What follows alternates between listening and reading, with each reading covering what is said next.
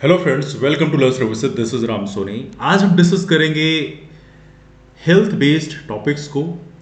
ये जो डिस्कशन है ये अगले कई दिनों तक चलने वाला है। तो इसके जो टॉपिक्स जो हम लोग कवर कर रहे हैं ये सारे टॉपिक्स हेल्थ से जुड़े हुए हैं। ये जो डिस्कशन है ये आपके सभी इंटरव्यूज़ के लिए, स्पेशली मेडिकल स्पेशलिस्ट के इंटरव्यू हों या फिर डेंटल सर्जन के इंटरव्यू होने वाले हैं या मेडिकल ऑफिसर्स के इंटरव्यू, जो आयुष के मेडिकल ऑफिसर्स के इंटरव्यूज होने वाले हैं, कोई भी मतलब मेडिकल से जुड़ी हुई जो फील्ड्स हैं उनके लिए काफ़ी बेनिफिशियल होने वाला है। बिकॉज देखिए, यदि हम सिविल सर्विसेज की एमपीपीएससी की बात करें तो एमपीपीएससी में बेसिकली देखा है तो यहाँ पर जो बोर्ड बैठता है आपका इंटरव्यू लेने के लिए, उसमें एक चेयरमैन साहब होते हैं। तो जो चेयरमैन साहब बैठेंगे ये एमपीपीएससी के मेंबर होंगे। इसके अलावा यदि स्पेशलिस्ट एक्सपर्ट्स बैठते हैं, 2 एक्सपर्ट्स बैठते हैं, तो ये एक्सपर्ट्स आपसे डेफिनेटली आपकी फील्ड से क्वेश्चन पूछेंगे। लेकिन जो चेयरमैन साहब रहेंगे पैनल के, he will ask the question based on the GS. तो ऐसे जो टॉपिक्स हैं वहीं से क्वेश्चन बनेंगे। तो आपको प्रयास करना है कि ऐसे टॉपिक्स को हल्का सा मगअप करके जाना है। हेल्थ जुड़े हुए जो बहुत सारी स्कीम्स हैं, जैसे हम लोगों ने मेडिकल इंश्योरेंस स्कीम के बारे में डिस्कस किया है, आयुष्मान भारत योजना, ऐसे वाले स्कीम्स आते हैं।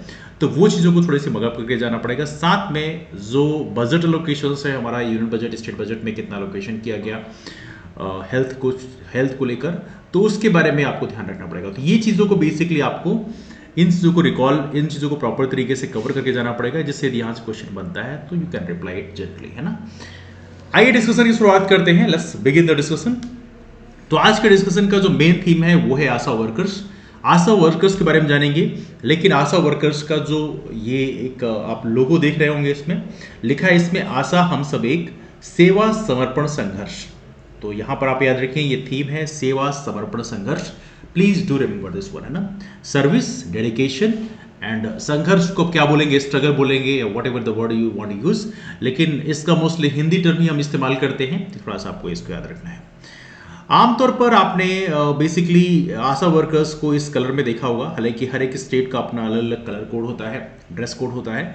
लेकिन आशा के साथ में एक और वर्कर्स फेमस होते हैं, दैट्स कॉल्ड ऊषा वर्कर।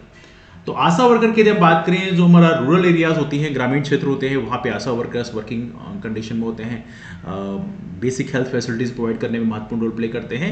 शहरी क्षेत्रों की बात करें उसके लिए होते हैं ऊषा, that's called urban slum health action programme. इसको लॉन्च किया था सन 2014 में।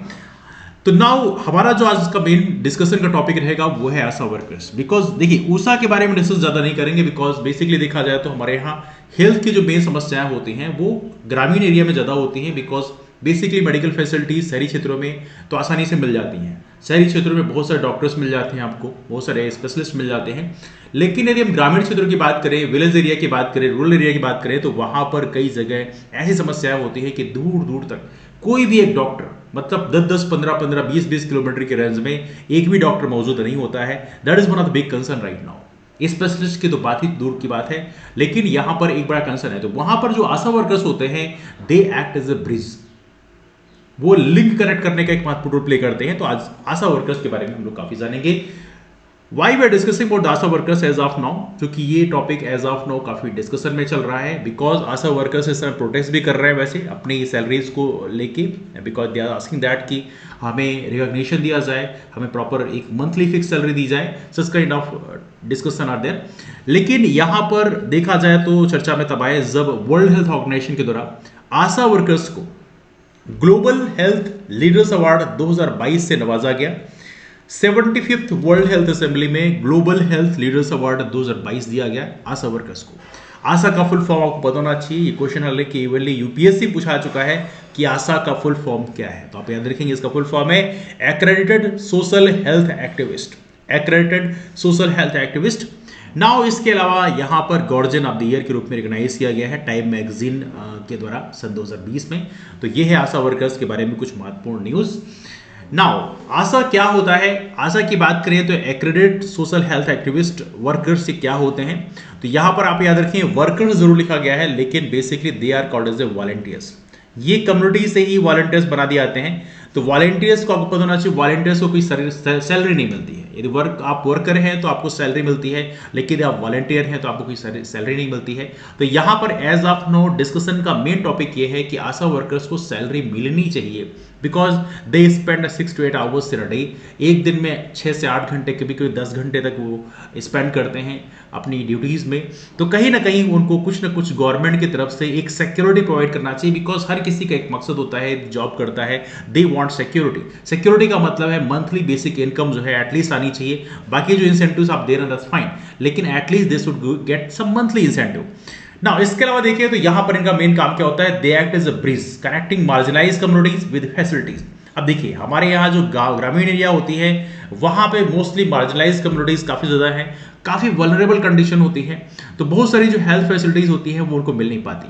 तो यहाँ पे आशा वर्कर्स को प्रॉपर तरीके से कई बार ट्रेनिंग दी जाती है and they are little bit aware about the health issues.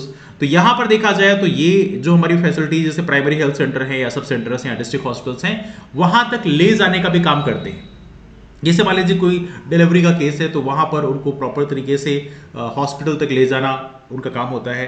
तो वहां पर उन्हें हॉस्पिटल के बारे में प्रॉपर तरीके से जानकारी भी होती है, कहाँ कैसे एडमिट करना है, क्या क्या प्रोसीजर्स हैं, दोनों दे नो अबाउट दैट। तो यहाँ पर आशा वर्कर्स का रोल काफी महत्वपूर्ण आता है। अपार्ट फ्रॉम दैट यहाँ पर इन्हें बोलते हैं हेल्थ वॉलंटियर्स।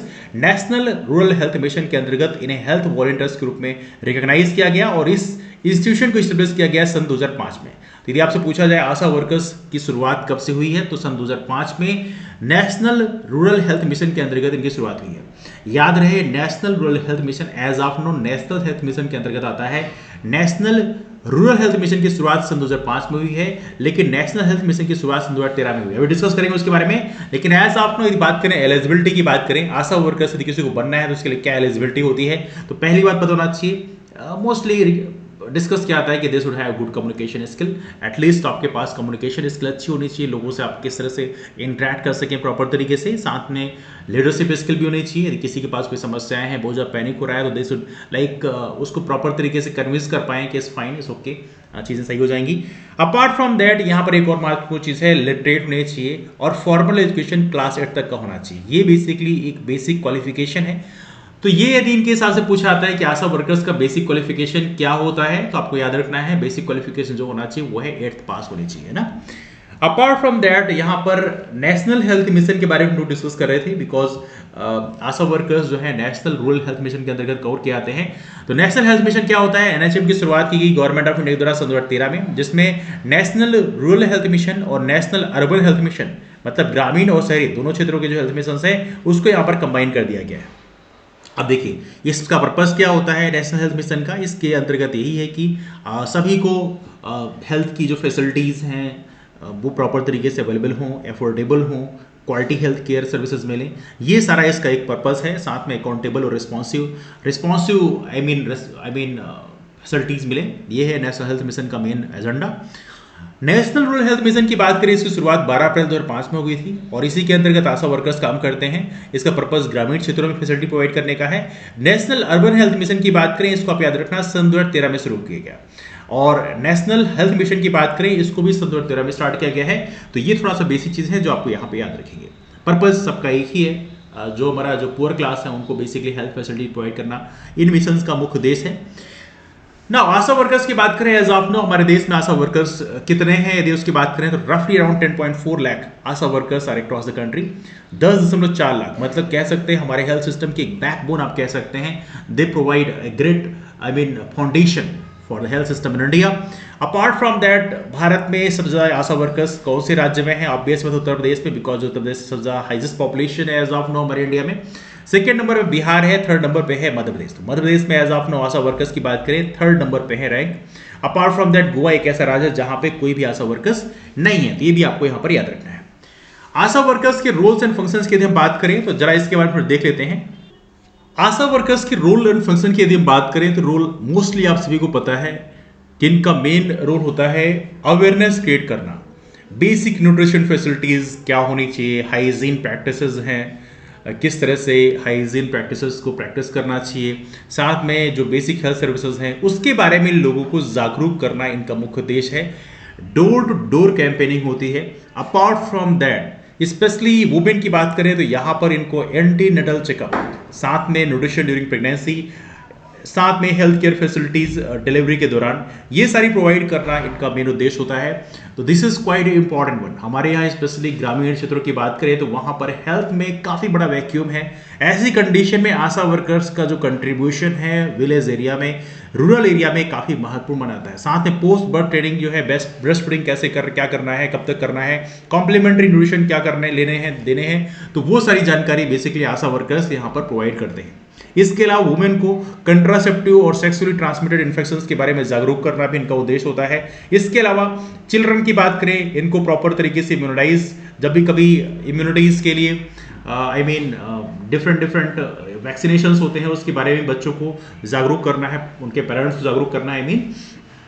साथ में जो टीबी पेशेंट्स होते हैं उनको मेडिसिन फैसिलिटी प्रोवाइड करना है। Such kind of things are done by ASHA workers. तो आशा वर्कर्स का रोल एंड फंक्शन काफी इंपॉर्टेंट है। इस तरह से एक चार्ट में बनाया गया है, जैसे काउंसलिंग है, काउंसलिंग करने का काम होता है, कम्युनिटी सेंसिटाइजेशन, हेल्थ न्यूट्रिशन को लेकर या गवर्नमेंट प्रोग्राम्स को लेकर, ये सारे काम होते हैं। साथ में जो ड्रग्स हैं उनके प्रोविजंस, जैसे मलेरिया है, ट्यूबरक्लोसिस है, डायरिया है, इनके लिए प्रॉपर तरीके से बेसिक मेडिसिन प्रोवाइड करना। साथ में कम्युनिटी मोबिलाइजेशन इनका प्लान होता है। अपार्ट फ्रॉम दैट हेल्थ और जो बाकी इवेंट्स होते हैं उसके सर्वे करना भी इनका काम होता है। डायग्नोसिस जो है मलेरिया और प्रेगनेंसी को लेकर, they do diagnosis as well. इसके अलावा समय समय पर जो ante and post natal care है, इंस्टीट्यूशनल डिलीवरी है, इम्यूनाइजेशन है, डायबिटिक टेस्ट है, ये सारी फैसिलिटीज प्रोवाइड करने का जो काम है, बेसिक अवेयरनेस प्रोवाइड करने का जो काम है, ये आशा वर्कर्स प्रोवाइड करते हैं। Now look at another aspect. ASHA workers की बात करें, क्वेश्चन पूछा जाता है how much are they paid. पहली बात तो they are considered as volunteers. तो वॉलंटियर्स को कोई सैलरी तो मिलती नहीं है, तो यहां पर गवर्नमेंट कोई ऑब्लिगेटेड नहीं है कि they will pay the salary. दूसरी बात यहां पर इसके लिए समय समय पर यहां पर as of now, evenly ASHA workers as of now, आपने सुना होगा 1-2 महीने पहले दे हैड बीन कैंपेनिंग, मतलब प्रोटेस्ट भी कर रहे थे। इसके अलावा इनका जो इनकम है कंप्लीटली इंसेंटिव बेस्ड है। जितनी भी स्कीम्स हैं उसके इम्प्लीमेंटेशन के बाद इंसेंटिव्स मिलते हैं, जैसे इंस्टीट्यूशनल डिलीवरी है या चाइल्ड इम्यूनाइजेशन प्रोग्राम जो है उसके अंतर्गत, इसके अंतर्गत इन्हें 6 से 8 हज़ार रुपये महीने का एक प्रकार से कह सकते हैं। इस तरह से इतने तक इंसेंटिव यूजुअली मिल जाते हैं। लेकिन कई बार हमने देखा है, we have seen several cases that कि प्रॉपर तरीके से जो पैसे फंड ट्रांसफर हैं कई बार वो प्रॉपर तरीके से नहीं हो पाते। हालांकि डिजिटल इंडिया कैंपेनिंग चल रही है तो सारी चीज़ें प्रॉपर तरीके से टाइमली इम्प्लीमेंट होनी चाहिए, तो कई बार ये भी एक कंसर्न है। लेकिन चलो पैसे तो आते हैं, लेकिन सबसे महत्वपूर्ण कंसर्न ये है कि यहाँ पर एक बेसिक सैलरी नहीं मिलती है। They spend 8 to 10 hours in a day for the services, still they are not getting a paid salary. ये एक बड़ा कंसर्न है जिसको एज ऑफ नो काफ़ी ज़्यादा डिस्कस किया जा रहा है। दूसरी बात, आशा वर्कर, तो यहाँ पे एक क्वेश्चन आपसे पूछा जा सकता है क्या गवर्नमेंट ऑब्लिगेटेड है आशा वर्कर्स को सैलरी पे करने के लिए? तो आप याद रखिए नो, है ना। ये क्वेश्चन आपसे हो सकता है, इंटरव्यू में पूछा जा सकता है। आशा वर्कर्स के कुछ की इशूज की यदि हम बात करें, क्रिटिकल इशूज में, पहली बात तो फिक्स्ड इनकम नहीं है, तो यही अपने आप में एक बड़ा इशू है। तो जॉब स्टेबिलिटी का जो कंसर्न है वो यहाँ पे ऑब्वियस बात होता है। दूसरी बात, आशा वर्कर्स की बात करें, यदि वॉलंटियर्स की जगह इनको वर्कर्स के रूप में रिकॉग्नाइज किया जाए, आशा वर्कर्स हम बोलते हैं but basically they are recognised as volunteers. यदि आप उनको वर्कर्स रिकॉग्नाइज करते हैं तो अच्छी बात यह है कि यहाँ पर इनको डिग्निटी और प्रोटेक्शन मिलेगा, जॉब प्रोटेक्शन रहेगा, एटलीस्ट किसी वक्त इनको निकाला नहीं जा सकता है। Such kind of things are there. तो आने वाले कल में यहाँ पर गवर्नमेंट को कुछ स्टेप्स इस फील्ड में जरूर लेने चाहिए। नाउ कंसर्न्स की बात करें तो कंसर्न्स में कुछ बेसिक कंसर्न्स हैं, जैसे लैक ऑफ इन्फॉर्मेशन, प्रॉपर तरीके से ट्रेनिंग होनी चाहिए हेल्थ सर्विसेज को लेकर, वो ट्रेनिंग प्रॉपर तरीके से कई बार नहीं हो पाती है। एवनली एक और महत्वपूर्ण चीज़ है, आशा वर्कर्स ने अभी एज ऑफ नाउ जब कोविड-19 का टाइम था उस समय लोगों को यदि किसी कोविड का सिम्टम है तो उसके बारे में जो अपर अथॉरिटीज़ हैं उनको इन्फॉर्म करने का काम किया। तो कई बार यहाँ पर लोगों के अंदर एक नफरत की भावना पैदा हुई कि they are just creating some kind of chaos over here. तो ये भी एक बड़ा लोगों के अंदर एक गुस्से की एक फीलिंग को फेस करना पड़ा।